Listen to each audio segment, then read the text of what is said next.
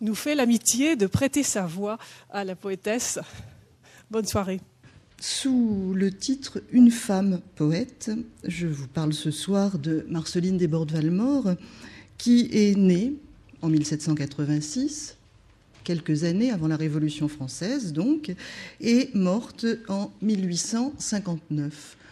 Nous célébrons donc cette année le 150e de sa mort.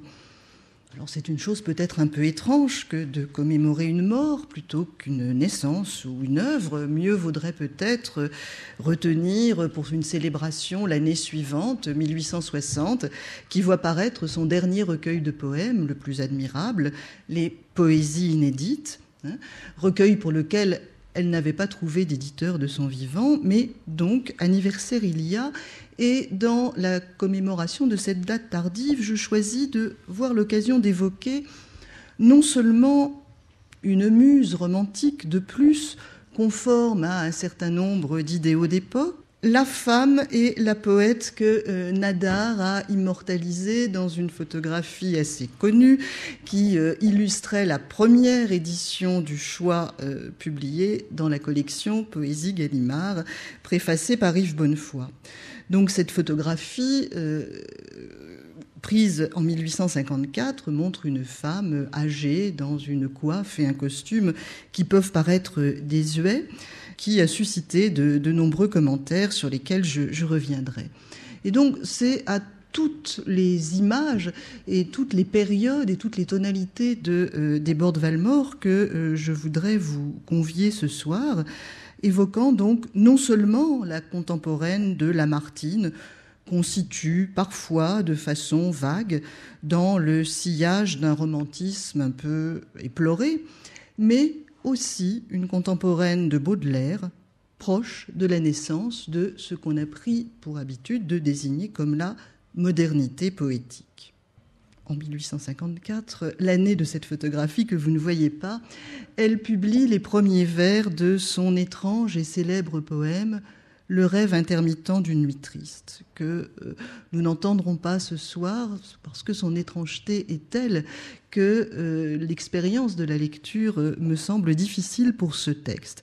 J'ai donc choisi pour ouvrir ce parcours, en donnant tout de suite la parole au poème avant que n'interviennent les commentaires, de vous faire entendre un bref texte, un des plus connus de son auteur, « Les roses de Saadi ». J'ai voulu ce matin te rapporter des roses, mais j'en avais tant pris dans mes ceintures closes que les nœuds trop serrés n'ont pu les contenir. Les nœuds ont éclaté. Les roses envolées dans le vent à la mer s'en sont toutes allées. Elles ont suivi l'eau pour ne plus revenir. La vague en a paru rouge et comme enflammée. Ce soir, ma robe encore en est tout embaumée. Respire-en sur moi l'odorant souvenir. Dans un tel poème, on peut percevoir une manifestation par excellence de la parole lyrique, y compris en ce qu'elle échappe aux lois ordinaires de la communication et de la rationalité.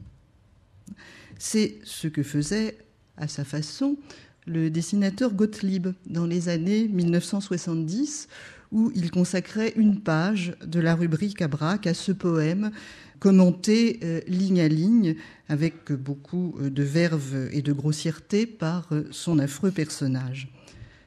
On peut aussi, devant ces vers, s'émouvoir d'une sensualité amoureuse qui invite à les situer dans une lignée de la poésie féminine qui mènerait jusqu'à Anna de Noailles. Cependant, il faut le souligner, et comme l'indique son titre, Les roses de Saadi, reprenant donc le nom d'un poète persan, la robe est celle, dans ce poème tiré d'un apologue, d'un sage et non d'une femme. C'est dire qu'elle appelle aussi à d'autres lectures, plus métaphoriques.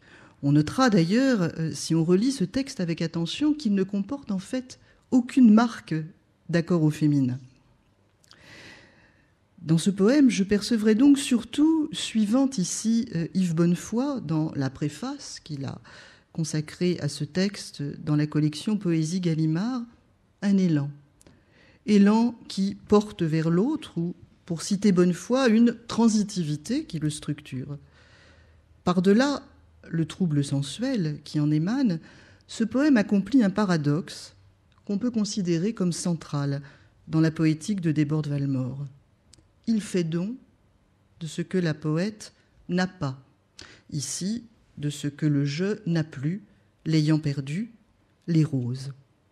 Cette fable peut donc résumer un itinéraire poétique qui, certes, s'origine dans la perte, mais perte surmontée de façon toujours fragile, intermittente, toujours à reprendre par le mouvement de la parole.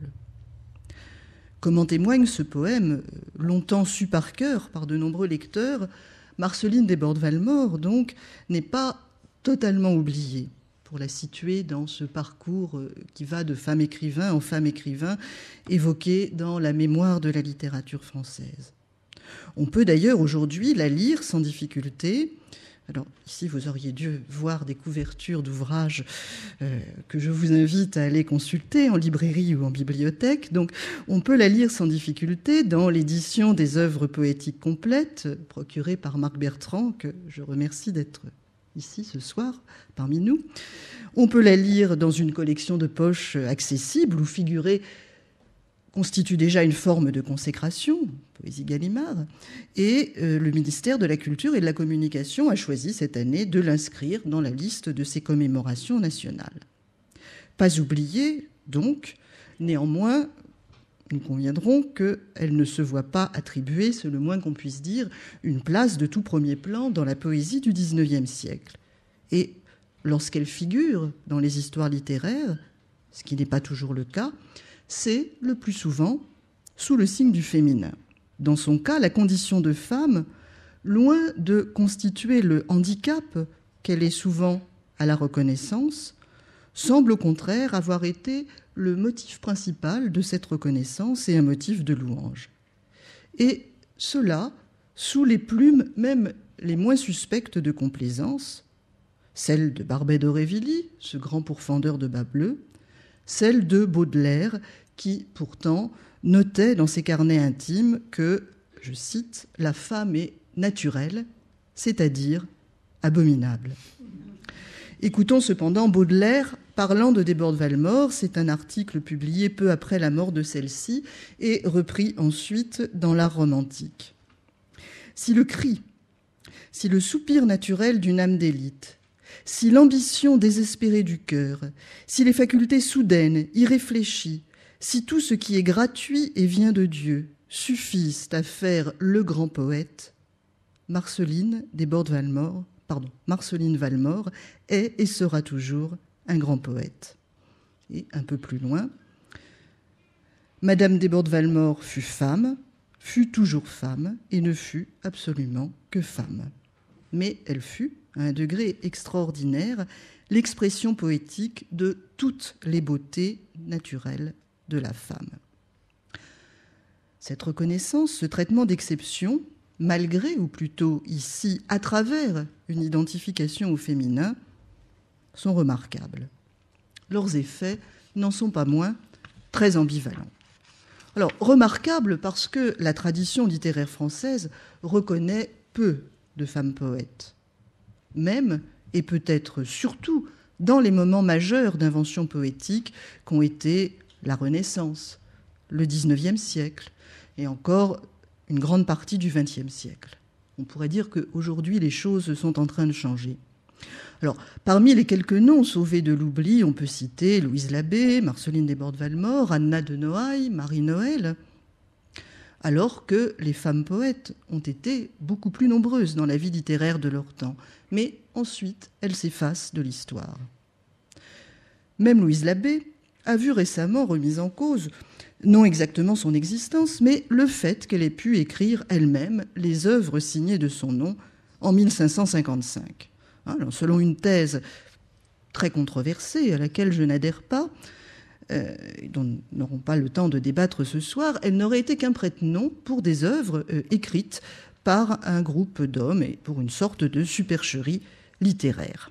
Alors, au-delà de la querelle savante, dans les détails de laquelle nous n'allons pas entrer, Il y a là, me semble-t-il, un fort enjeu symbolique. La femme poète probablement la plus connue, réputée la plus émouvante, la plus remarquable de la littérature française, n'en aurait pas été une. Ce débat conduit à se demander si les femmes sont décidément incapables d'écrire de la poésie, poésie souvent envisagée comme la forme la plus haute, la plus exigeante de la création littéraire. Mallarmé parlera, lui, d'un art traître au sexe ou versifié. Alors, s'intéresser à Marceline Desbordes-Valmore, qui est, dans une histoire de la littérature française survolée d'un peu haut, la femme poète suivante, constitue une forme de réponse à cette question. J'ajoute que Desbordes-Valmore a consacré un poème plein d'admiration passionnée à Louise Labbé, dont elle connaît les œuvres qui sont en 1824 rééditées à Lyon, et elle a été perçue par certains de ses contemporains comme une voix rappelant celle de Louise Labbé. Mais on se tourne vers Desbordes-Valmore, la réponse qu'on trouve alors à la question du rapport des femmes à la poésie paraît, je l'ai dit, dans un premier temps ambivalente. L'éloge du féminin en elle par ses contemporains, n'étant pas, on l'a bien entendu chez Baudelaire, exempt de réticence, et n'allant pas sans effet fâcheux, surtout, sur sa réception par les générations ultérieures. Alors, on peut passer sur la misogynie, somme toute très ordinaire, qui faisait évoquer par Henri Père, je cite, « les éloges fort embarrassants décernés par Baudelaire à la détestable femme poète que fut Marceline Desbordes-Valmore ». C'était en 1971. Mais on peut juger plus préoccupant un rejet de son œuvre par des femmes écrivains à la fin du XXe siècle. Je m'y arrêtais un petit peu. Monique Wittig, par exemple, en 1982, saluant une romancière qu'elle a traduite et qu'elle admire, Djuna Barnes, évoque sa capacité à universaliser le féminin en retirant à ce genre féminin son odeur de couvée. Et elle précise alors que cette formule est de Baudelaire sur Marceline Desbordes-Valmore. En fait, elle transforme une phrase dans laquelle Baudelaire parlait de chaleur de couvée, manifestement poussée par une indignation à voir la femme réduite à une sorte de maternité instinctive et animale. Et cette indignation est partagée. On retrouve la même formule citée 12 ans plus tard en préface d'une anthologie de femmes poètes par Liliane Giraudon et Henri Deluy, lorsqu'ils veulent récuser la thèse d'une spécificité de la poésie féminine. Nous sommes bien loin, disent-ils, de cette odeur de couvée qu'appréciait Baudelaire chez Marceline Desbordes-Valmore. Quant à Nathalie Sarraute, elle éprouve, à la remémoration d'un poème de Desbordes-Valmore qu'elle récitait petite fille, en minaudant, une telle horreur que, lorsqu'elle l'évoque dans un chapitre d'enfance, elle fait silence sur le nom et ne revit qu'une scène accompagnée d'un violent sentiment de honte et d'abjection. Et pourtant, beaucoup d'enfants ont dû réciter cet oreiller d'un enfant ou oreiller d'une petite fille qui a longtemps constitué un classique de la littérature enfantine. Alors bien sûr, il existe des appropriations féminines plus positives. Par exemple, assez récemment, celle de Françoise Mallet-Joris dans La double confidence, qui fait une place majeure au rapport mère-fille et qui, à travers l'évocation de Desbordes-Valmore, revit son propre rapport à sa mère écrivain. Force est cependant de reconnaître que, dans le cas de Desbordes-Valmore, la reconnaissance de la femme a souvent valu et vaut souvent comme méconnaissance, voire rejet, du poète. C'est pour cette raison que ce soir, tout en insistant sur la position de femme de Desbordes-Valmore et sur ce que sa pratique de la poésie doit à cette position, je voudrais ne pas la réduire à cette détermination, ni surtout faire du féminin le nom donné par facilité à ce qu'on perçoit dans cette œuvre de singulier, de déroutant. En somme, ne pas l'enfermer dans une convention faite de bons sentiments. Faire entendre, à travers les textes que nous allons lire, que Marceline Desbordes-Valmore est aussi, selon une formule de Mallarmé, initiatrice quant aux moyens aussi de dire.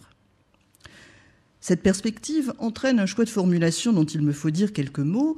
Comme vous l'avez déjà probablement noté, je ne désigne pas Desbordes Valmore comme poétesse. Ce nom féminin me semblant avoir reçu de l'usage une coloration plutôt sentimentale et minorante dans laquelle il n'est pas juste de l'enfermer. Je parle plutôt de femme poète, quitte à faire entendre un petit peu lourdement la tension problématique entre ces deux termes, femme et poète. Je n'appelle pas non plus Marceline, en dépit de l'intimité affectueuse qu'impliquerait cet usage du seul prénom souvent pratiqué, parce que je ne parlerai pas d'Alphonse, de Victor, de Charles, de Paul ou de Stéphane, non plus que de Gérard ou d'Arthur. Le double nom de Desbordes Valmore, précédé du long prénom désuet de Marceline, consacre très exactement le rapport au monde et à l'écriture de celle qui signait ainsi. Et puisque toute une part de la tradition lyrique se joue dans l'inscription et dans l'éloge du nom, puisque s'inscrire dans l'histoire littéraire, ce qui est une des questions de ce cycle de conférences, c'est triompher de l'oubli en inscrivant un nom, permettez-moi de m'attarder un petit moment sur cette question. Marceline Desbordes Valmore n'a pas publié sous pseudonyme et elle a très peu pratiqué l'anonymat dans quelques poèmes ou romances de ses débuts. Elle signe le plus souvent d'abord de son patronyme, Desbordes, qui, quand elle commence à publier, a déjà été rendu public par son activité de comédienne, dont je vais parler dans un instant. Là, je pense qu'il y a quand même une image qu'on peut voir. Donc c'est une romance, La Pensée, qui est signée, qui est titrée Paroles de Mademoiselle Desbordes. Et je précise que nous devons ce cliché à l'amabilité de Pierre-Jacques Lamblin, qui dirige la bibliothèque municipale de Douai, où se trouve un fonds très important Desbordes Valmore. Donc, elle commence par signer de son seul patronyme, puis elle signera du double nom, et ici vous ne verrez pas l'image qui était prévue, parfois, surtout en revue, de son seul nom marital, Madame Valmore. Alors, Valmore, c'est le nom de scène de son mari, comédien, qui l'a hérité de son père, lui-même acteur. Cette signature systématique par le double nom est à cette époque extrêmement rare. Il y aura un cas un petit peu plus tard, ce sera Lucie de la rue Mardru, qui est dans une position sociale assez différente de Desbordes Valmore. Il faut ajouter que c'est à la demande de son mari lui-même, qui comprenait mal qu'elle ait pu signer autrement, que Desbordes Valmore affiche ce nom marital en couverture. C'est dire que pour elle, l'écriture se situe non dans une rupture, mais dans une forte continuité avec la vie. Et toute la vie, dans tous ses aspects, dans tous ses moments divers, dont aucun n'est renié, dont tout est assumé, comme elle assume son âge, son apparence physique, son histoire, devant l'objectif de Nadar, mais cette image-là, nous ne la verrons pas. Son identité d'auteur, cependant, Madame Desbordes Valmore, n'est pas exactement son identité d'épouse ou de comédienne. Après son mariage, elle a un temps, bref, porté sur les affiches de façon plus conforme à l'usage le nom de Valmore Desbordes. Les recueils font entendre le nom de Desbordes Valmore qui conserve la première place au nom du père, qui est aussi le nom de l'enfance, de la famille, des souvenirs douaisiens, le nom de ses débuts, théâtraux et poétiques, avant la rencontre de Prosper Valmore et le mariage. Donc l'écriture se situe en continuité avec la vie, mais elle instaure un espace différent, réélaboré, qui prend sens dans des poèmes par lesquels Desbordes Valmore fait sien, habite le nom donné, un nom qu'il a défini dans ses rapports avec les autres. En effet, et c'est une des grandes caractéristiques de son œuvre, qui la distingue de l'image reçue un peu hâtive d'un romantisme qui exalterait l'individu dans sa singularité, Marceline Desbordes Valmore ne parle jamais seule. Elle ne cesse d'écrire qu'elle n'existe au monde et au langage que par le tissu des liens qui l'ont faite ce qu'elle est. Son nom porte pour elle, peut-être avant tout, la mémoire des voix qui l'ont prononcée, par lesquelles elle a existé dans ses adresses avant que ce nom ne devienne une signature. Elle se plaît à trouver des échos entre son nom et ceux de ceux qu'elle aime, par exemple Mélanie Valdor, une autre femme écrivain et une des maîtresses d'Alexandre Dumas. Le nom, donc, le sien ou celui de l'aimé, est un motif constant de ses poèmes. Elle y inscrit le nom d'être admiré, célèbre, Louise Labbé, Léopardi, ou le nom de proche, inconnu. Ainsi, dans un poème tardif où on la voit dialoguer avec une amie d'enfance très chérie et morte jeune, Albertine Gantier, et donc faire entendre dans ce dialogue, à la fin de chaque strophe, les deux prénoms rimants, Albertine, Marceline. L'amie. Quand mon ombre au soleil tremble seule et s'incline, quand je cherche des pas alentour de mes pas, quand j'écoute attentive et que je dis tout bas « Personne », une jeune ombre éternelle, divine, se lève et me répond « Me voici, Marceline. Ne dis jamais personne où l'abandon te prend. Si tu montes vers Dieu, je suis sur la colline. Si tu descends en pleurs, je descends en pleurant. » Et mon âme s'écrie « Oh, bonsoir, Albertine !» Mais en suivant cette question du nom, nous sommes conduits à la biographie dont il est temps maintenant d'évoquer quelques éléments et ne pouvant tout dire, j'insisterai surtout sur la jeunesse et l'accès à l'écriture, accès qui n'a rien d'évident pour une femme en cette époque et surtout pour une femme née dans le milieu où est née Marceline Desbordes. Mais parler de la biographie est-il indispensable ? Non, si on entend par là que la connaissance de la vie serait indispensable à la lecture des poèmes. Ceux-ci, bien sûr, sont nourris de l'expérience vécue, mais ils ne racontent pas sa vie. Nous l'entendrons plus loin le dire elle-même dans une préface. Le jeu lyrique n'est pas un jeu autobiographique, et pour cette raison, il n'y a pas lieu de le soumettre à l'enquête, à la question de l'exactitude ou de la sincérité, ni vouloir trouver dans les poèmes des confidences à prendre littéralement. Mais si on cherche à comprendre comment une femme a pu alors devenir poète, il est nécessaire de revenir sur la vie. Vie très romanesque par certains aspects, marquée aussi de nombreux déchirements, de beaucoup de tristesse. Cela, en général, on le sait, mais aussi vie riche d'expériences, de rencontres très nombreuses, et qu'on aurait tort d'enfermer dans une vision souffreteuse et plaintive, car, à y bien réfléchir, cette vie témoigne de beaucoup d'énergie, d'une grande ténacité, par exemple dans le soutien apporté à ses proches, sa famille et ses amis, que l'on perçoit parfaitement lorsqu'on lit la correspondance de Marceline Desbordes-Valmore, qui passe un temps considérable en lettres de contact, de liens, de remerciements. Bon, ici, une de ces lettres à un destinataire inconnu, probablement Victor Hugo. On voit encore cette ténacité, cette combativité dans les relations avec ses éditeurs. Ici, une lettre à François Bulloz, directeur de la Revue des Deux Mondes. Et cette ténacité, cette combativité s'accompagne aussi d'une curiosité très grande et très diverse, et d'un amour de la vie, précisément, la vie constituant un des mots récurrents, un des mots valeurs, pourrait-on dire, que font entendre les poèmes et les lettres.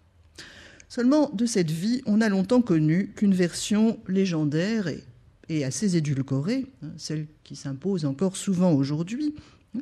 Alors, version que Marceline Desbordes-Valmore a elle-même contribué à construire dans ses poèmes et dans ses lettres, version ensuite amplifiée, constituée par Sainte-Beuve, amie de la femme poète et de sa famille, et critique dont on sait quelle place il accorde à la biographie dans sa méthode critique, puis par son mari et par son fils qui lui ont survécu et ont ainsi transmis, pourrait-on dire, une certaine légende valmorienne.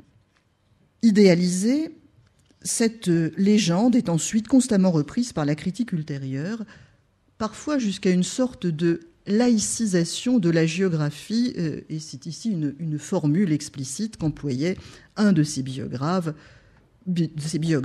Lucien Descaves. Et ici, vous avez les références de quelques biographies. Si on peut aujourd'hui Évoquer en d'autres termes la vie de Marceline Desbordes-Valmore, c'est grâce au patient travail de Francis Ambrière, qui lui a consacré plusieurs décennies d'enquête, aboutissant au siècle des Valmore, publié en 1987, et c'est là que je puise l'essentiel de mon information sur sa vie. Elle est donc née à Douai, en 1786, donc ici une gravure, alors quelque chose qui provient d'albums dans lesquels elle note des souvenirs, et ici, donc, ce dessin représente monument de la ville de Douai, de sa ville natale, et accompagné d'une mention « cher souvenir » qui indique que tout au long de sa vie, et alors qu'elle avait peu l'occasion de revenir dans ce pays natal, la ville a été présente et elle a été tournée vers ceux qui étaient demeurés et qui lui envoyaient des souvenirs. Donc, c'est une femme du Nord, comme y insistera beaucoup Verlaine dans les textes qu'il lui consacre, liée à une tradition catholique, à un quartier aussi, qu'elle peint dans ses textes presque comme un village et dont elle idéalise constamment le souvenir. Alors, une tradition légendaire aurait voulu que son père, peintre d'armoiries et d'ornements religieux, ait été ruiné par la Révolution. La femme poète aurait alors été la victime d'une violente fracture de l'histoire, survivante d'un monde ancien, jamais perdu qu'elle incarne. Francis Ambrière a montré qu'en fait, les raisons de la déchéance familiale étaient autres. Ce sont surtout les inconséquences du père qui mènent à la faillite. La mère file le lin à domicile, cette image de la fileuse revient dans de nombreux poèmes. Le père multiplie des entreprises plus ou moins hasardeuses et tente de tirer parti, comme il le peut, de la situation révolutionnaire. C'est donc dans une famille très vite ruinée et désunie que grandit Marceline Desbordes, et son enfance, marquée bien sûr par le contexte révolutionnaire, l'est davantage probablement par des déchirements intimes. Elle semble n'être pas allée à l'école, ou très peu, et avoir tout juste appris à lire auprès d'une de ses sœurs aînées. Et pourtant, cette enfance pauvre, très douloureuse, elle la peint constamment dans ses poèmes comme un paradis, comme un Éden éphémère, une sorte de source où puiser l'écriture et la force de vivre. Sa mère quitte ce foyer conjugal, cette maison de ma mère qui donnera le titre d'un poème, pour rejoindre son amant, en emmenant sa plus jeune fille, Marceline donc, alors que celle-ci n'a que 10 ans. Et commence alors, pour la femme et sa fille, un voyage de ville en ville, de Lille à Bayonne, où elles connaissent l'expérience d'une très grande pauvreté et de la faim, qui marque durablement la femme poète et qui réapparaîtra dans ses solidarités et ses prises de position sociales. Elle le dit dans un poème adressé en 1843 au poète prolétaire Le Breton. « Hélas, hélas, ma mère a pleuré pour du pain. Hélas, j'ai vu mourir de froidure et de faim. » En cette mère, elle trouve un exemple de ténacité, d'indépendance, mais aussi elle rencontre un exemple frappant d'abandon, de malheur par l'amour, puisque l'amant l'abandonnera au moment où elle s'embarque pour partir à la Guadeloupe. Et tous ces traits, on les retrouvera ensuite de la femme poète, en particulier dans les autoportraits d'elle qu'elle laisse dans ses vers. Mais en cette mère, elle trouve aussi un grand pouvoir d'illusion dans le désir désespéré d'échapper à son sort. Et sur ce point, elle se détache d'elle, puisque la femme poète saura, face à l'adversité, souvent réagir avec beaucoup de lucidité et de décision. Dès l'enfance, donc, pour survivre, sa mère l'amène à monter sur scène et elle devient actrice pour gagner sa vie. Puis, elle s'embarque avec sa mère dans un voyage à la Guadeloupe où, partie chercher fortune auprès d'un parent hypothétique, elle débarque en 1802, c'est-à-dire dans un contexte d'épidémie de fièvre jaune, où la mère va trouver la mort, et de rébellion écrasée dans le sang par les troupes du général Richepense. Marceline Desbordes a 15 ans. Par ce terrible voyage s'expliquent les images d'exil obsédantes qui hantent son œuvre, s'explique aussi sa sensibilité à la question de l'esclavage dont nous allons reparler. Ce qui est frappant, c'est que dans l'extrême détresse de la situation qui est la sienne à ce moment-là, elle sait malgré tout regarder autour d'elle ne pas se murer devant ce monde étranger qu'elle découvre dans des conditions si difficiles, et elle va lui redonner vie des années plus tard dans les Veillées des Antilles. Oui, une gravure est à l'envers, et dans des poèmes. Après ce voyage, elle rentre en France non sans difficulté, orpheline de mère, n'ayant guère de soutien du côté de son père qu'elle va plutôt bientôt soutenir, et elle reprend donc cette profession d'actrice, bientôt de chanteuse.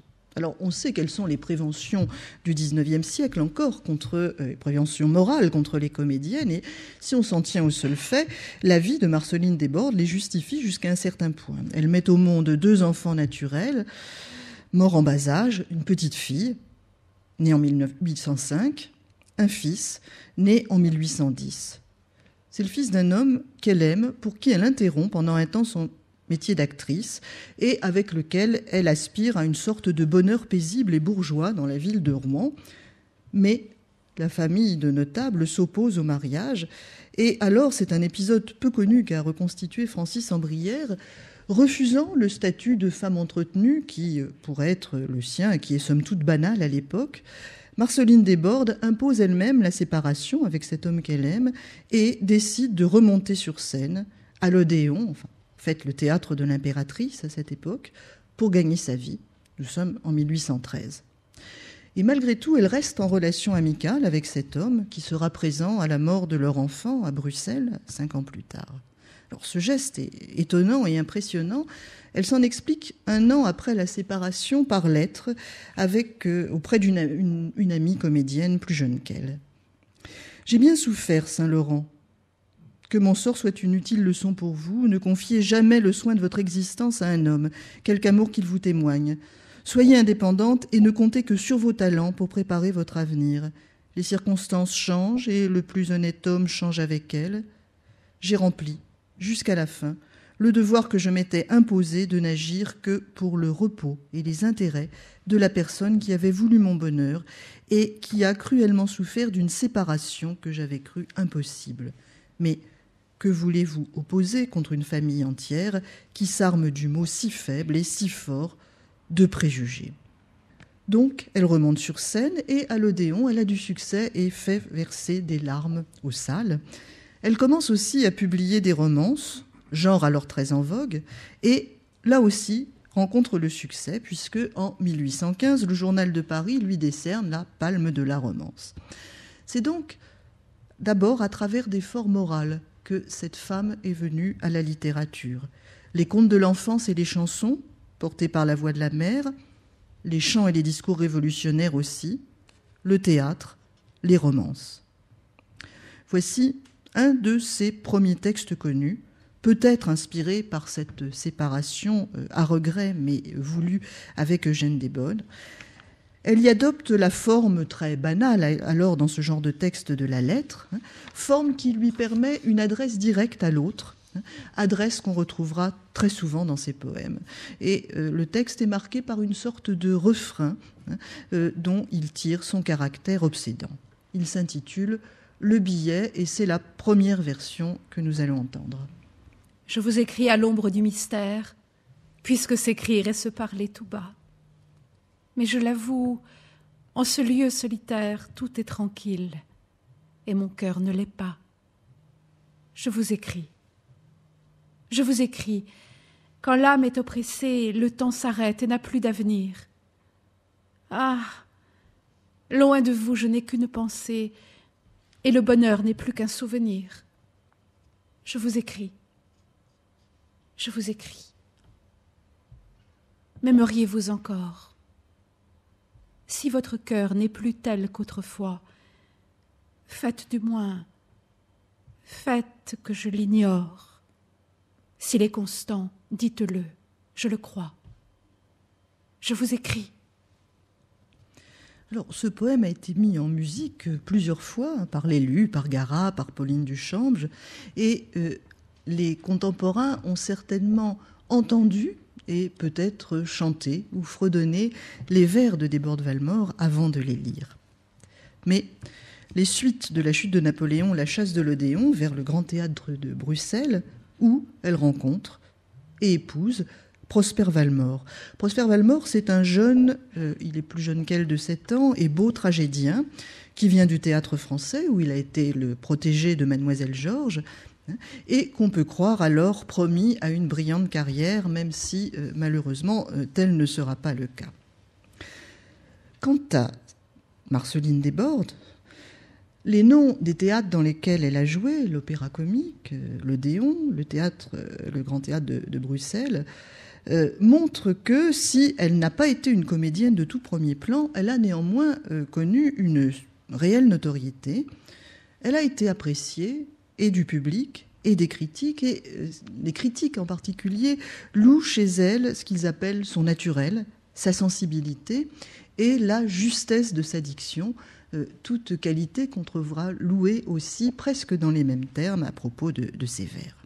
Elle doit donc beaucoup au théâtre, à la fois un gagne-pain confortable, des rencontres décisives, et aussi l'essentiel de sa formation très différente de celle des grands écrivains de la génération romantique, qui sont, eux, passés par les collèges et les humanités, mais formation réelle. Et lorsqu'on la présente comme une inculte, une sorte d'illettrée au grand cœur, on oublie que pendant plus de 20 ans, elle a appris par cœur des centaines, des milliers de vers qui vont de Racine au répertoire contemporain le plus léger, et que ces vers, elle les a dits, ce qui forme sa sensibilité exceptionnelle au rôle de la voix dans le poème, et aussi son attention à la matière sonore du vers et son pouvoir d'innovation dans ce domaine. Pourtant, si elle aime le théâtre, elle n'aime pas jouer, elle n'aime pas la scène, et aspire à la quitter pour écrire, plus tard pour s'occuper de ses enfants. Avec Prosper Valmore, elle a 4 enfants. L'aîné, Junie, née pratiquement en scène alors que l'actrice joue Britannicus, ne vit que 3 semaines. Hippolyte, l'aîné, son fils, seul lui survivra. Ses 2 filles, Hyacinthe, dit Ondine, et Inès, meurent jeunes de maladie en 1846 et 1853. Mais pour l'heure, à Bruxelles, après son mariage, elle cumule théâtre et écriture et achève la composition de son premier recueil, avec un titre impossible, Élégie, Marie et romance, hétéroclite, comme ce titre l'indique, petit livre entrepris sur l'insistance de son ami Alibert et d'un éditeur, François Louis. Il paraît en 1819, c'est-à-dire avant les premières méditations de Lamartine, qu'on a coutume de considérer comme marquant la naissance du renouveau romantique lyrique en France. L'accueil est suffisamment favorable pour que le même éditeur donne une autre édition l'année suivante, et que, encouragée par ses premiers succès, Marceline Desbordes-Valmore se sente la possibilité de revenir à Paris. Elle a toujours préféré habiter à Paris et essayer d'y revenir lorsqu'elle était installée en province. Valmore est engagée à l'Odéon, elle est de nouveau enceinte, et elle renoue à ce moment-là avec un personnage dont je n'ai pas encore parlé, son oncle, le peintre Constant Desbordes, qu'elle a évoqué dans la transposition romanesque de l'atelier d'un peintre. Et grâce à son oncle, et dans cet atelier, elle fait alors 2 rencontres décisives, celle de Hyacinthe de Latouche, qui va devenir à la fois son amant et son conseiller littéraire, et on sait qu'il a été aussi le mentor de Balzac et de George Sand, et le premier éditeur de Chénier. Latouche est pour elle l'objet d'un amour passionné, déçu, un peu plus tard, et il restera une figure qui va hanter sa vie et son œuvre, même alors que toute relation a cessé entre eux. Cela n'autorise pas pour autant à en faire le destinataire, la clé de tous les poèmes d'amour. Ceux-ci, le plus souvent, en fait, brouillent ou effacent délibérément les repères et s'adressent à un tu dont ce qu'on peut dire de plus juste, c'est qu'il est le destinataire de la parole amoureuse et poétique. Dépouillés des circonstances anecdotiques, ces poèmes sont prêts ainsi à circuler de voix en voix. Chaque voix nouvelle qui les dit, qui les fait sien aussi le jeu et l'histoire d'amour évoquée. Et c'est ainsi que, à la fin du XXe siècle, Julien Clerc peut très bien mettre en musique un poème daté probablement des années 1825 qui s'impose avec une sorte d'évidence. Et notons que, là encore, dans ce poème, aucune marque du genre grammatical féminin ne s'oppose à ce qu'il soit chanté par un homme. Alors, ce poème, c'est Les Séparés, vous connaissez, et vous en avez ici le manuscrit avec une petite variante par rapport au texte que nous allons entendre. N'écris pas. Je suis triste et je voudrais m'éteindre. Les beaux étés sans toi, c'est la nuit sans flambeau. J'ai refermé mes bras qui ne peuvent t'atteindre, et frapper à mon cœur, c'est frapper au tombeau. N'écris pas. N'écris pas. N'apprenons qu'à mourir à nous-mêmes. Ne demande qu'à Dieu, qu'à toi, si je t'aimais. Au fond de ton absence, écouter que tu m'aimes, c'est entendre le ciel sans y monter jamais. N'écris pas. N'écris pas, je te crains, j'ai peur de ma mémoire. Elle a gardé ta voix qui m'appelle souvent. Ne montre pas l'eau vive à qui ne peut la boire. Une chère écriture est un portrait vivant. N'écris pas.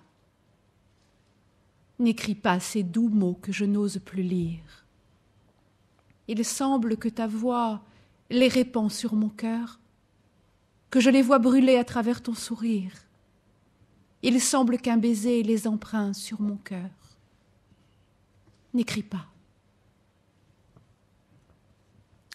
L'autre rencontre qu'elle fait grâce à son oncle Constant Desbordes, c'est celle de Pauline Duchange, une admiratrice alors, qui va devenir une de ses plus proches amies et écrire la musique de nombre de ses romances. C'est une collaboration qui dure presque tout au long de sa vie. Un fils est né, elle attend un autre enfant, une fille dont on s'est beaucoup demandé si elle pouvait être une enfant de Latouche, et commence peu après une vie errante d'engagement de théâtre en engagement de théâtre. Le contrat de Valmore n'est pas renouvelé à l'Odéon et les déménagements s'enchaînent. Alors, pour donner idée de ce qu'est cette vie d'exil ou d'errance, ce terme qu'elle aime à reprendre dans les poèmes, simplement quelques dates. 1822, il s'installe à Lyon. 1823, à Bordeaux, où elle fait la connaissance de Vigny. Elle cesse alors de monter sur scène et sa fille Inès naît en 1825. De 1827 à 1832, ils sont de nouveau à Lyon. En 1833, à Rouen, où Valmore tombe en raison d'une cabale qui vise en fait sa femme. Puis à Lyon encore, de 34 à 37, avant qu'il ne revienne à Paris, où Valmore devient brièvement administrateur, gérant du théâtre de l'Odéon. Puis il n'est pas reconduit, il tente alors sa chance en Italie, emmenant sa femme et ses filles dans une tournée absolument désastreuse, évoquée dans un carnet dont on a gardé la trace et que Aragon évoquera dans une séquence des poètes consacrés à Desbordes-Valmore. Et puis ensuite, elle décide de se fixer à Paris et donc lorsque Prosper Valmore connaît des engagements ailleurs, à Lyon ou à Bruxelles, c'est une séparation entre les époux. Il connaîtra encore 5 ans de chômage avant de finir en 1852 rédacteur du catalogue de la Bibliothèque impériale, poste honorable, mais bien modeste pour l'admirateur de Talma qui avait rêvé d'un rôle brillant au théâtre. Donc c'est dire combien cette vie a été marquée de difficultés sociales et pratiques. Pendant tout ce temps, Marceline Desbordes-Valmore s'occupe des soins familiaux, écrit aussi, bien sûr, des œuvres alimentaires quand les temps sont difficiles, œuvres alimentaires qui, d'ailleurs, ne sont pas nécessairement à dédaigner. Nous allons en entendre un exemple un petit peu plus tard. Elle cherche à placer des poèmes et des contes pour enfants, des romans, plus lucratifs que la poésie, des traductions. Au début, elle connaît un certain succès. Elle a manifestement le don de susciter des sympathies et de s'attirer des soutiens fidèles.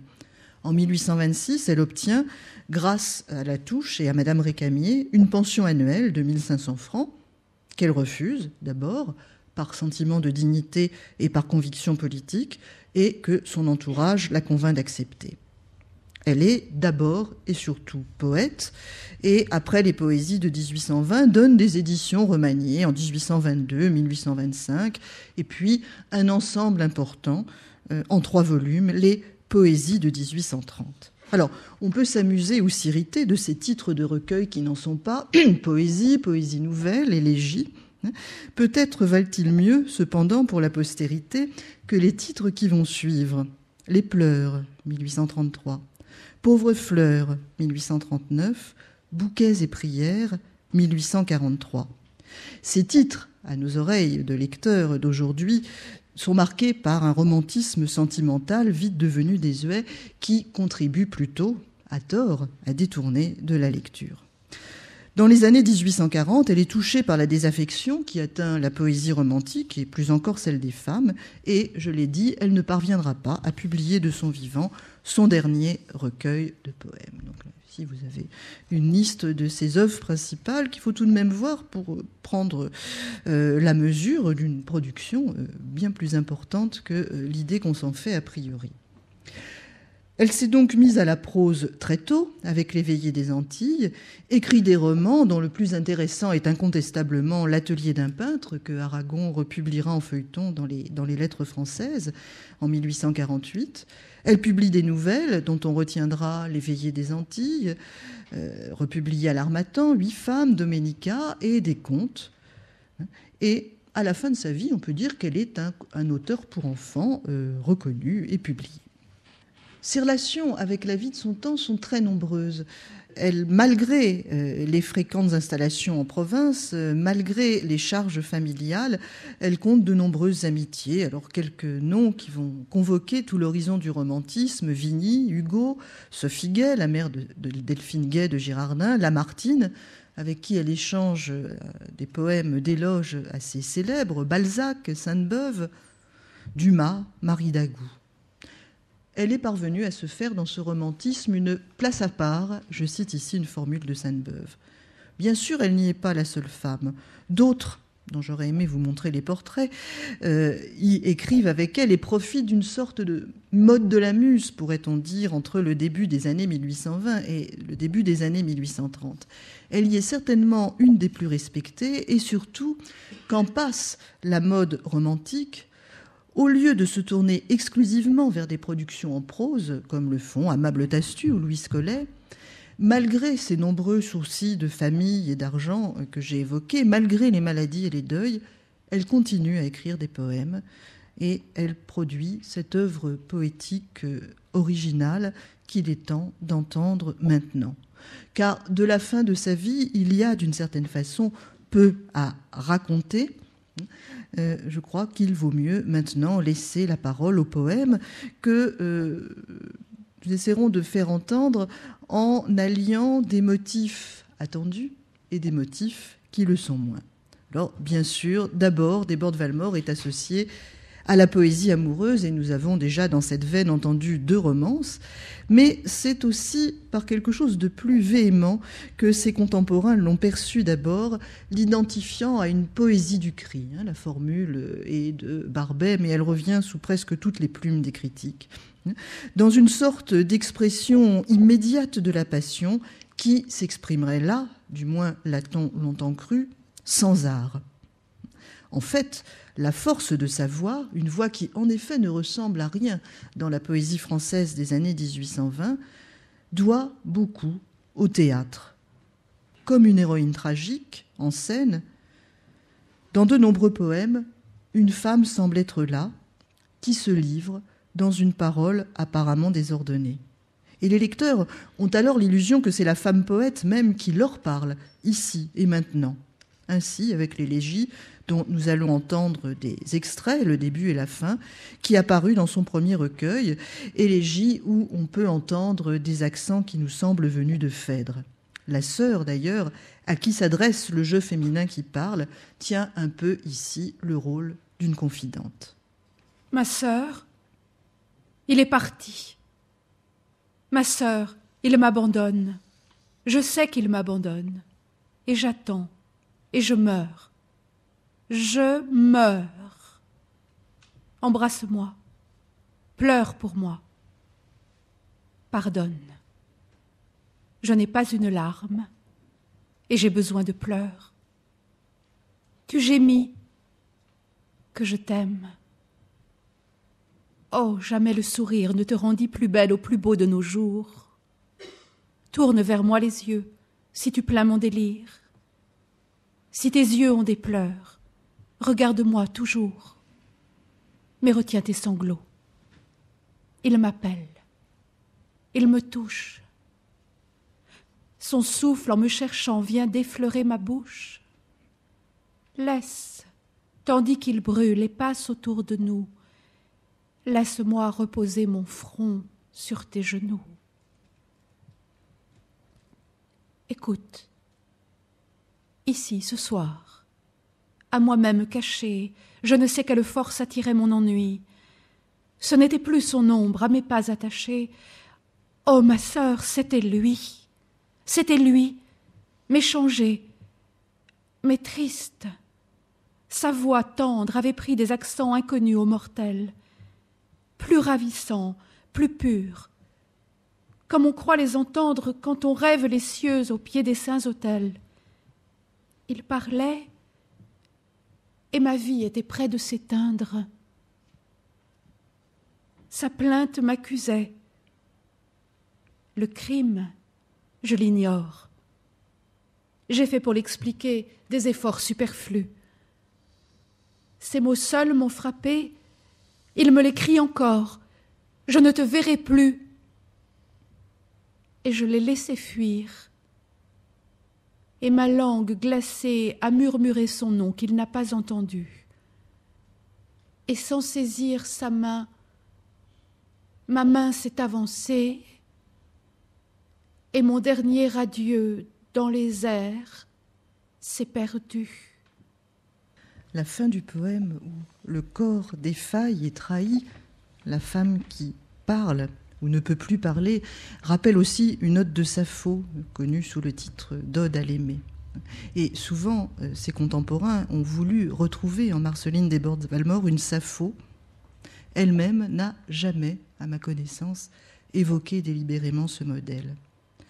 Alors, l'amour adopte aussi des tonalités plus alertes, comme dans ce poème « La Sincère », où, vous allez entendre, on passe en quelques vers, nous avons juste supprimé un quatrain, d'une négociation, on pourrait presque dire d'une transaction amoureuse, à un renoncement non exempt d'une dimension mystique. Veux-tu l'acheter ? Mon cœur est à vendre. Veux-tu l'acheter sans nous disputer ? Moi j'en fais le prix. Veux-tu le connaître ? Moi j'en fais le prix, n'en sois pas surpris. As-tu tout le tien ? Donne, et sois mon maître. As-tu tout le tien pour payer le mien ? S'il n'est plus à toi, je n'ai qu'une envie. S'il n'est plus à toi, tout est dit pour moi. Le mien glissera, fermé pour la vie. Le mien glissera, et Dieu seul l'aura. Car pour nos amours, la vie est rapide, car pour nos amours, elle a peu de jours. L'âme doit courir comme une eau limpide. L'âme doit courir, aimer et mourir. Nous entendrons en fait un petit peu plus tard le poème annoncé ici, une lettre de femme. Et je voudrais maintenant en venir à un autre motif attendu, peut-être le plus connu de la poésie desbordes-valmorienne, celui qui concerne l'enfance. En effet, si dans une première partie de l'œuvre, la matrice de toute parole semble être la relation amoureuse, relation souvent malheureuse, marquée par la séparation, ou par l'abandon, ou par la mort, peu à peu, la relation mère-enfant se surimpose au modèle amoureux comme modèle d'où naît toute parole. Alors, c'est bien sûr une relation plus réversible, plus transitive aussi, puisque celle qui fut une enfant est maintenant une mère. Alors, bien sûr, on a beaucoup réduit Desbordes-Valmore à sa production enfantine, un petit peu comme on a réduit George Sand au roman dit champêtre.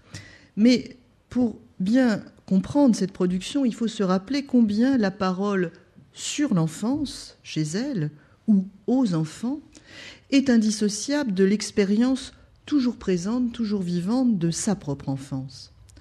La convocation de cette période, qu'elle donne constamment comme de plénitude heureuse, quelle que soit la réalité de la biographie, prend dans ses poèmes une intensité qui, à certains moments, semble presque tenir de l'hallucination.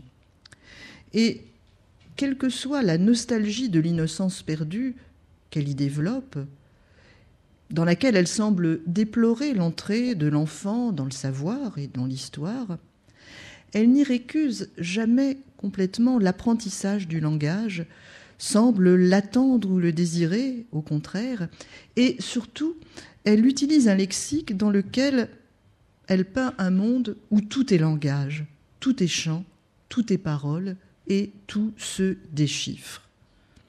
Ainsi, dans La maison de ma mère, et je ne savais rien à 10 ans qu'être heureuse, rien que jeter au ciel ma voix d'oiseau, mes fleurs.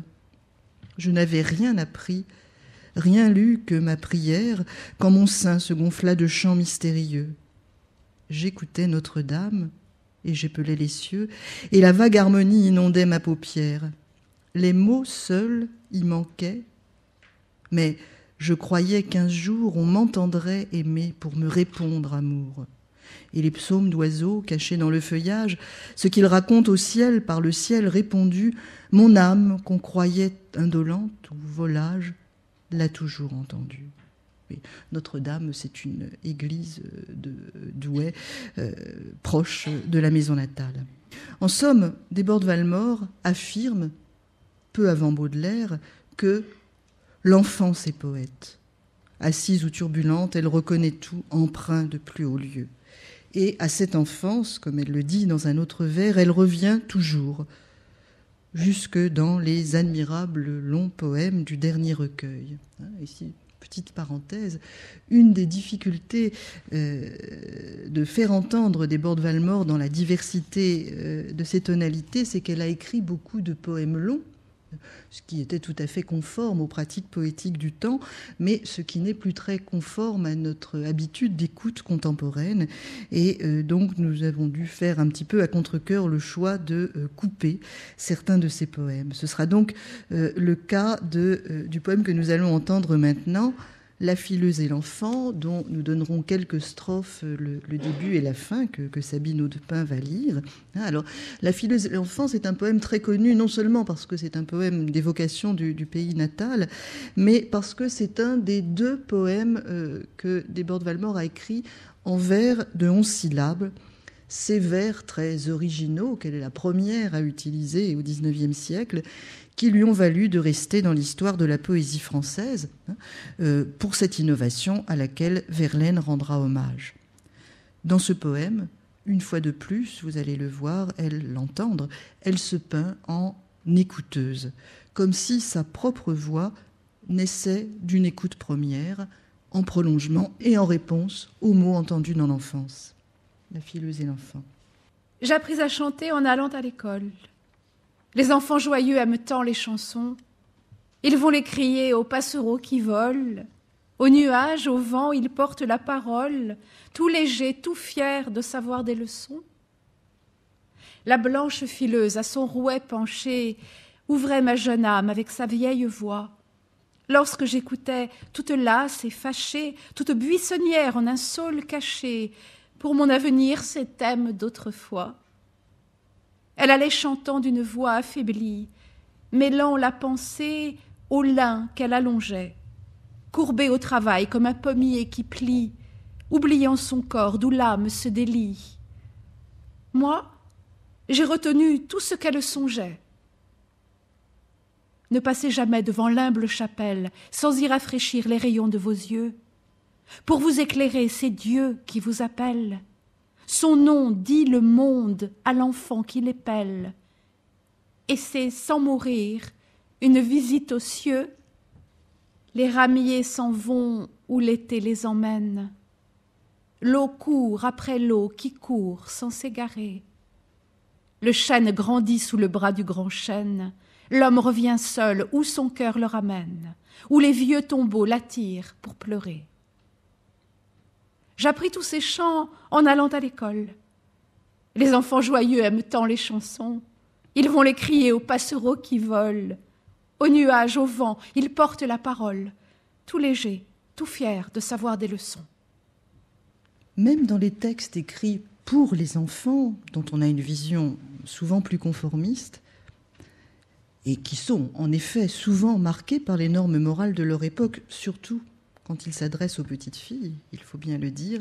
Même dans ces textes, on trouve des notes inattendues, de l'humour et parfois une surprenante cruauté fugitive. Alors, l'exemple que nous vous en proposons maintenant permet de faire transition vers un aspect longtemps moins connu de l'œuvre de Marceline Desbordes-Valmore. Aujourd'hui, au contraire, au centre des relectures qui en sont proposées, c'est tout ce qui concerne son attention aux questions politiques et sociales. On a vu qu'elle avait assisté en 1802 au massacre de la Guadeloupe, un massacre qui inaugure une politique napoléonienne qui rompt avec la législation révolutionnaire qui avait aboli l'esclavage. On en trouve des traces dès ses premiers poèmes et dès ses premières nouvelles. Donc ici, un poème avec un dessin de son oncle Constant Desbordes autour d'une figure d'esclave. Et ceci se poursuit dans un conte pour enfants qui date de 1834. En 1834, on est dans un moment de vif débat autour de la question de l'esclavage, mais encore éloigné du moment de l'abolition. Ce conte s'intitule « La jambe de Damis ». Un petit créole s'ennuyait. Le créole est terrible quand il s'ennuie, et il s'ennuie souvent. « Maman, je veux un œuf », dit l'enfant qui tâchait d'avoir faim. « Il n'y en a pas, ami, dit avec regret sa mère. »« Eh bien, à cause de cela, j'en veux 2, cria-t-il en frappant des pieds. Son père se retourna vivement vers lui et dit « Veux-tu un soufflet, ami ?»« Je n'en veux pas, répartit l'enfant avec une contenance fière. « Eh bien, à cause de cela, j'en donne 2, dit froidement son père, en les lui donnant. Et il retourna à ses calculs. L'enfant rugissait. Quand il crut son père assez loin, il recommença ainsi. « Maman, je veux jeter Damis par la fenêtre. » Damis était un petit nègre endormi dans un coin. « Jetez, ami, dit la mère indolente et le regardant faire. Damis sortit par la fenêtre et ne se réveilla qu'à terre avec la jambe cassée. Mais le terrible père rentra comme la foudre et, saisissant son fils par les 2 bras, comme un oiseau par les ailes, « Va panser ton esclave, dit ce singulier philanthrope, en le lançant par le même chemin, et il passa froidement auprès de sa femme évanouie. Coupable femme, en effet. La surprise et l'effroi avaient comme retenu le petit blanc dans l'air, car il tomba légèrement auprès de Damis, mutilé, qu'il contempla, stupide de terreur, mais sans la moindre blessure. Une négresse inondait silencieusement Damis de ses larmes. « Jambe cassée, dit-elle enfin avec une voix de mère, en cachant sa tête sur le corps de l'enfant stoïque. Il n'avait pas poussé un cri. « Je ne veux pas que Damis ait la jambe cassée, dit d'une voix sourde le petit colon pelotonné par terre. Je ne veux pas que Damis ait la jambe cassée. Celle qui lui reste du moins sera libre, dit derrière lui son père, qu'un mouvement d'humanité avait fait descendre. Tu paieras l'autre 40 piastres à l'année, ajouta-t-il, en relevant le petit tyran qui murmurait et qui sanglotait les mêmes paroles. Je ne veux pas que Damis ait la jambe cassée. Moi, je veux que vous partiez tous 2 séparément pour la France. Élevés de même, nous verrons ce qui en adviendra. Ce qui en advint, le voici. Damis, guéri, s'appela depuis le sauveur des Blancs. Le jeune planteur, sauvé de l'influence fatale d'une mère trop faible et d'un père trop violent, fut depuis estimé sous le nom d'un philanthrope que nous n'osons signaler ici. Car vous n'oublierez peut-être pas qu'il avait commencé par casser la jambe de Damis. Non, je ne m'attarderai pas à commenter cette étrange pédagogie et j'en viendrai maintenant à la prise de position probablement la plus connue et la plus importante dans l'œuvre de Marceline Desbordes-Valmore, celle qui concerne la répression de la 2e insurrection des Canuts, ces ouvriers du textile insurgés à Lyon en avril 1834. On est encore dans les débuts troublés de la monarchie de Juillet et cette révolte apparaît à bien des égards comme une émeute de la faim à quoi on voudrait la réduire. Mais il faut rappeler la précédente insurrection lyonnaise de 1831 avec le slogan célèbre « Vivre en travaillant ou mourir en combattant ». Et on comprend que cette insurrection marque aussi un début d'organisation sociale et constitue un enjeu politique que, au moins intuitivement, Marceline Desbordes-Valmore, qui connaît bien Lyon, qui est liée à des figures de l'opposition politique lyonnaise, ne peut pas ignorer. À cette occasion, elle sort de la posture qui est donc généralement la sienne, une posture de femme, nous allons en reparler, prenant le risque de choquer ses contemporains, le risque de choquer aussi la censure, et il faut dire qu'un autre poème sur le même thème qu'elle a écrit n'a jamais réussi à paraître de son vivant en revue. Elle dénonce la violence d'une répression qu'elle juge révoltante et inique, dont elle a été le témoin visuel direct, puisque la fenêtre de son appartement donne sur la place des terreaux. Ces vers, elle écrit une relation qu'elle n'a jamais pu les chanter, comme elle s'essaie souvent à le faire lorsqu'elle compose ses autres poèmes. Et en effet, ils font penser par leur véhémence au tragique d'Agrippa d'Aubigné. On ne trouve guère d'autres modèles ou d'autres exemples dans la poésie française plus récente de cette époque. On est encore bien avant le Hugo de Châtiment. Il est impossible de lire en totalité ce long texte. Néanmoins, il faut en écouter de larges extraits si on veut percevoir la force de ces paroles et le souffle tout à fait exceptionnel dans la tonalité habituelle de la femme poète. Alors, pour atténuer peut-être cette violence, le poème a paru d'abord en 1836 dans la revue du Lyonnais sous un titre prudent, « Pourquoi je suis triste ». Il s'appelle désormais, dans le recueil où il est repris, « À Monsieur A.L. » et on pense que ce Monsieur A.L. est le critique Antoine Latour, avec lequel elle a été en relation et qui lui a consacré un assez important article. Au début du poème, donc, que nous n'allons pas lire, elle se peint en mère inquiète et rêveuse à sa fenêtre, et de cette fenêtre, elle voit, dit-elle, d'un noir tableau se broyer les couleurs. Quand le sang inondait cette ville éperdue, quand la tombe et le plomb balayant chaque rue excitaient les sanglots des tocsins effrayés, quand le rouge incendie aux longs bras déployés étreignait dans ses nœuds les enfants et les pères, refoulés sous les toits par les feux militaires, j'étais là. Qu'en brisant les caveaux ébranlés, pressant d'un pied cruel les combles écroulés, la mort disciplinée, savant au carnage, étouffait lâchement le vieillard, le jeune âge, et la mère en douleur près d'un vierge berceau, dont les flancs refermés se changeaient en tombeau. J'étais là. J'écoutais mourir la ville en flammes. Savez-vous que c'est grand, tout un peuple qui crie? Savez-vous que c'est triste, une ville meurtrie, appelant de ses sœurs la lointaine pitié, et cousant au linceul sa livide moitié, écrasée au galop de la guerre civile? Savez-vous que c'est froid le linceul d'une ville? Et quand nous renvoyions debout sur quelque seuil, nous n'avions plus d'accent pour lamenter nos deuils. Écoutez toutefois le gracieux prodige qui me parla de Dieu dans l'inhumain vertige. Écoutez ce qui reste en moi d'un chant perdu, succédant d'heure en heure au canon suspendu. Lorsqu'après de longs bruits un lugubre silence, offrant de Pompéi la morne ressemblance, immobilisait l'âme aux bonds irrésolus, quand Lyon semblait morte et ne respirait plus. Je ne sais à quel arbre, à quel mur solitaire, un rossignol caché, libre entre ciel et terre, prenant cette stupeur pour le calme d'un bois, exhalait sur la mort son innocente voix. Je l'entendis 7 jours au fond de ma prière, seul requiem chanté sur le grand cimetière.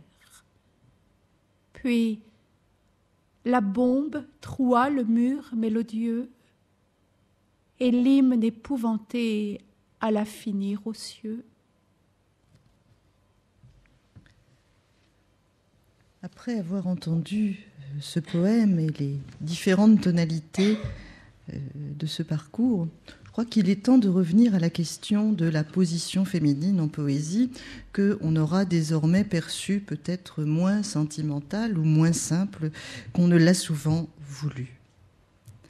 Dans le poème que nous venons d'entendre, la position de femme sert à légitimer la prise de parole au nom des valeurs de protection et de défense de la vie et à rendre un peu moins intolérable une dénonciation des violences du temps. Cette position de femme est toujours assumée, voire revendiquée par Marceline Desbordes-Valmore pour se définir. Cette position a certainement contribué à la rendre acceptable, voire admirable pour les lecteurs et les lectrices de son temps.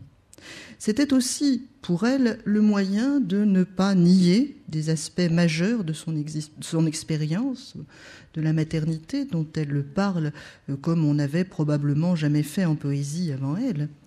C'est aussi une façon d'affirmer une solidarité à laquelle elle est attachée tout au long de sa vie avec les autres femmes. Mais cette position féminine ne signifie pas pour autant conformisme ou soumission, même alors qu'elle met avec insistance l'humilité en avant.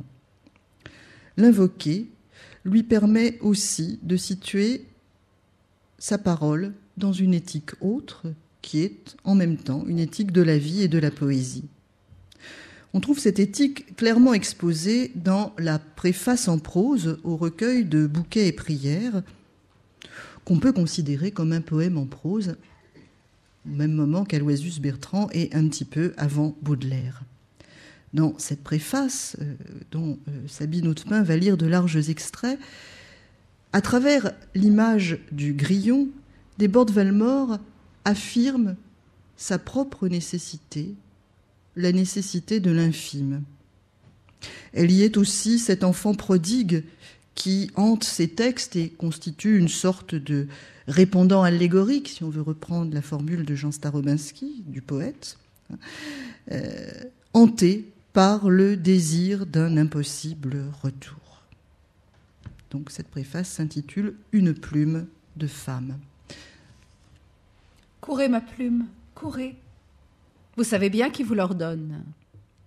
Je prie un génie indulgent de répandre sur votre travail le charme mystérieux de la fiction, afin que nul ne sache la source de vos efforts et de la fièvre qui vous conduit. On se détourne des sources tristes. Que mon âme soit ouverte seulement au regard du Créateur. Laissez-la seule dans ses nuits d'insomnie. Elle ne raconte pas la cause de ses débats avec la terre. Dieu sait qu'à cette sainte cause est suspendu l'espoir de rentrer un jour dans son ciel, comme un enfant dans la maison de son père. L'enfant prodigue a souffert avant de voir la porte maternelle se rouvrir devant lui. Sans ses larmes amères, y serait-il jamais revenu ? Courez donc, ma plume, courez, vous savez bien qui vous l'ordonne. Je vous livre mes heures, afin qu'elles laissent, par vous, une faible trace de leur passage dans cette vie. Quand elles traverseront la foule sur les ailes de mon affliction, si l'on crie « elles n'ont pas d'haleine », dites que le grillon caché dans les blés forme une musique faible aussi, mais que ce n'est pas sans grâce au milieu du tumulte pompeux des merveilles de la nature. Répondez pour moi ce que Dieu a répondu pour le grillon. Laissez chanter mon grillon. C'est moi qui l'ai mis où il chante. Ne lui contestez pas son imperceptible part de l'immense moisson que mon soleil jaunit et fait mûrir pour tous.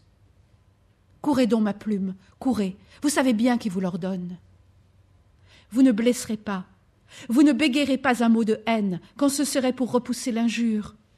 Il vaudrait mieux tomber en poussière, afin que quand je serai poussière aussi, je ne tressaille encore que d'amour et jamais de honte.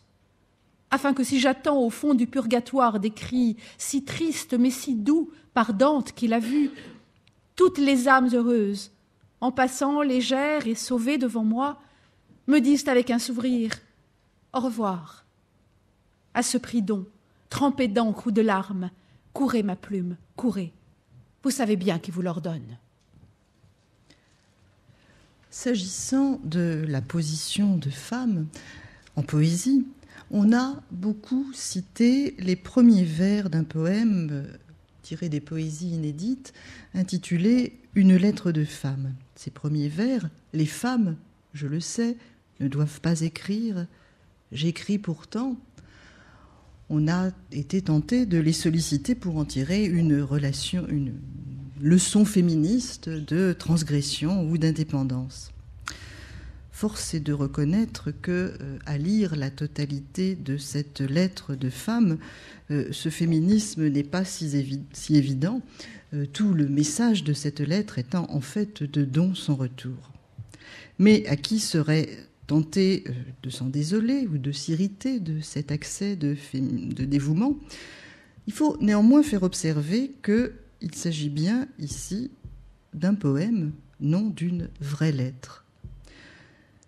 Ni totale soumission, donc, car en effet, la femme écrit et écrit de la poésie dans ce texte, ni transgression spectaculaire. Ici, comme souvent, Marceline Desbordes-Valmore déplace les attentes et déplace les idées reçues. Une lettre de femme. Les femmes, je le sais, ne doivent pas écrire. J'écris pourtant, afin que dans mon cœur, au loin, tu puisses lire comme en partant. Je ne tracerai rien qui ne soit dans toi-même beaucoup plus beau. Mais le mot 100 fois dit, venant de ce qu'on aime, semble nouveau. Qu'il te porte au bonheur. Moi, je reste à l'attendre. Bien que là-bas, je sens que je m'en vais pour voir et pour entendre errer tes pas.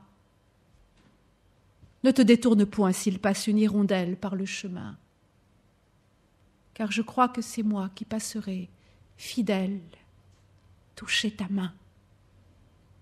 Tu t'en vas, tout se met en voyage, lumière et fleurs. Le bel été te suit, me laissant à l'orage, lourde de pleurs. Mais si l'on ne vit plus que d'espoir et d'alarme, cessant de voir, partageons pour le mieux. Moi, je retiens les larmes, garde l'espoir. Non, je ne voudrais pas, tant je te suis unie, te voir souffrir. Souhaiter la douleur à sa moitié bénie, c'est se haïr. Dans la préface que nous avons entendue auparavant au recueil de bouquets et prières, la femme qui parle dit donc vouloir laisser une faible trace du passage dans cette vie.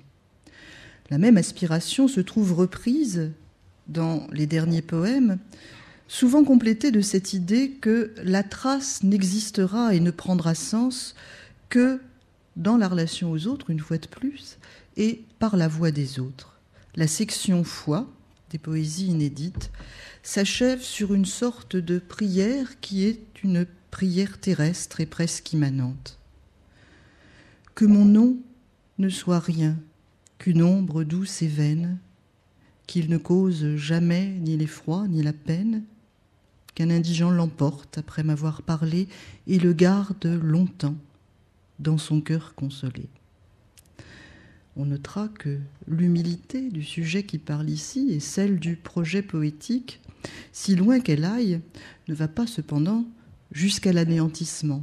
Le nom a bien une affinité avec l'ombre, mais il survit dans le cœur et dans la mémoire de ceux qui l'ont écouté. Est-ce le cas ?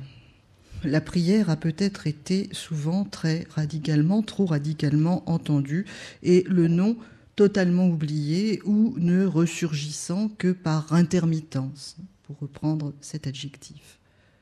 Sainte-Beuve déjà disait, il faisait alors référence à la carrière de la comédienne, qu'elle avait été comme condamnée toute sa vie à débuter toujours.